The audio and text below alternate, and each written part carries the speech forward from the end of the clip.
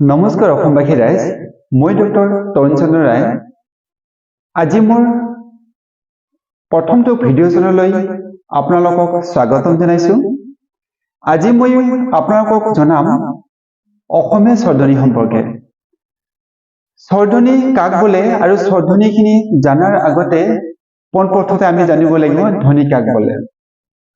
ধ্বনি হৈছে সাধাৰণতে হাঁওফাঁওৰ পৰা ওলাই অহা বায়ুখিনি মুখবিবৰত বাধাপ্ৰাপ্ত হৈ যি নাদৰ সৃষ্টি কৰে, অৰ্থাৎ যি ছাউণ্ডৰ সৃষ্টি কৰে, তাকে আমি ধ্বনি বুলি কম। এতিয়া স্বৰধ্বনি কাক বোলে? স্বৰধ্বনি হাঁওফাঁওৰ পৰা ওলাই অহা বায়ুখিনি মুখবিবৰত কিঞ্চিত বাধাপ্ৰাপ্ত হৈ যি নাদৰ সৃষ্টি কৰে বা যি ধ্বনিৰ সৃষ্টি কৰে, তাকে আমি স্বৰধ্বনি বুলি কম। আৰু পৰম্পৰাগত ব্যাকৰণবিলাকত আমি পাইছো স্বৰধ্বনি সাধাৰণতে অইন বৰ্ণৰ উচ্চাৰণত সহায় নোলোৱাকৈ যি ধ্বনি সৃষ্টি বা যি ধ্বনি উচ্চাৰণ কৰিব পাৰি বা পাৰো, তাকে আমি স্বৰধ্বনি বুলি কওঁ।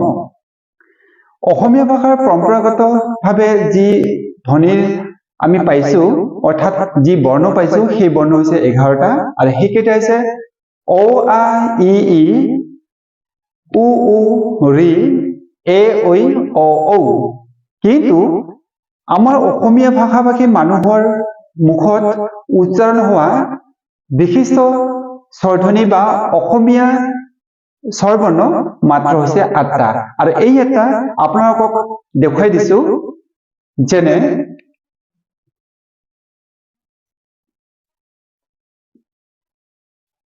স্বৰবৰ্ণ ই, এ, আ, ও,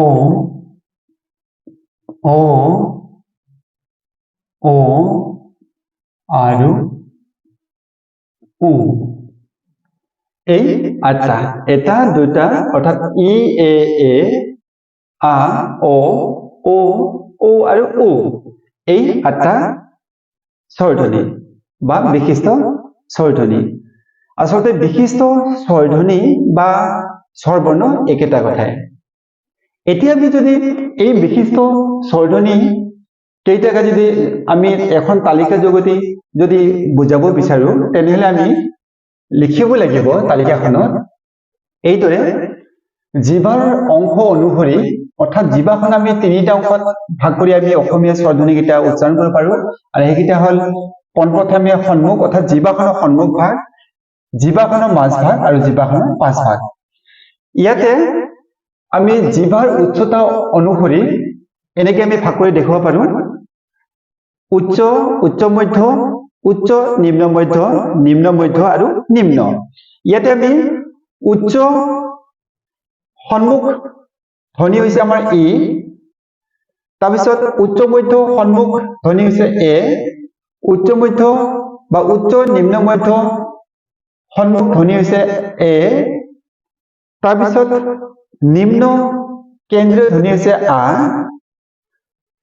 উচ্চ পঞ্চধ্বনি হৈছে ও, উচ্চ মধ্য পঞ্চধ্বনি হৈছে ও, উচ্চ নিম্ন মধ্য ধ্বনি হৈছে ও, আৰু নিম্ন মধ্য ধ্বনি হৈছে ও।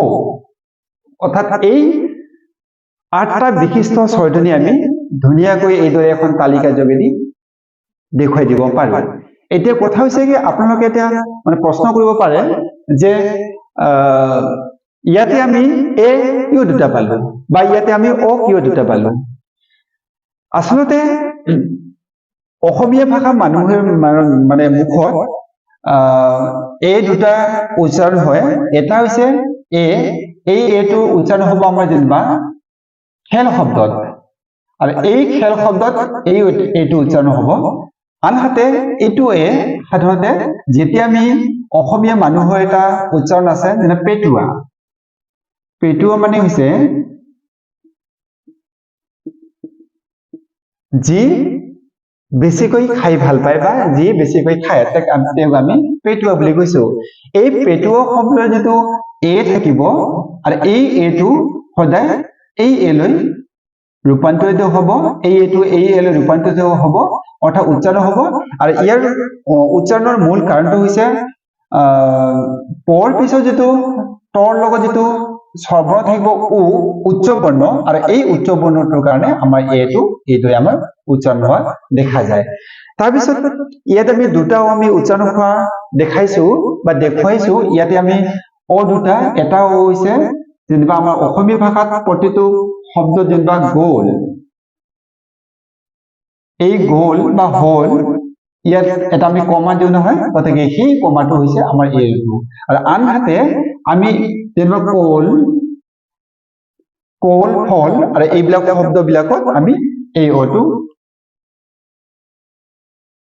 আৰু সেইকাৰণে আমি এইদৰে বিশিষ্ট 8টা স্বৰধ্বনি আমি এটা ধুনীয়া তালিকাৰ যোগেদি আমি দেখুৱাই দিব পাৰো গতিকে অসমবাসী ৰাইজ আপোনালোকে মোৰ ভিডিঅ'টো কেনেকুৱা পালে এবাৰ লাইক কৰিব কমেন্ট কৰিব আৰু শ্বেয়াৰ কৰিব লগতে সাবস্ক্ৰাইব কৰিব কিন্তু নাপাহৰিব গতিকে এইখিনি আজি স্বৰধ্বনি সম্পৰ্কে ক'বলগীয়া নমস্কাৰ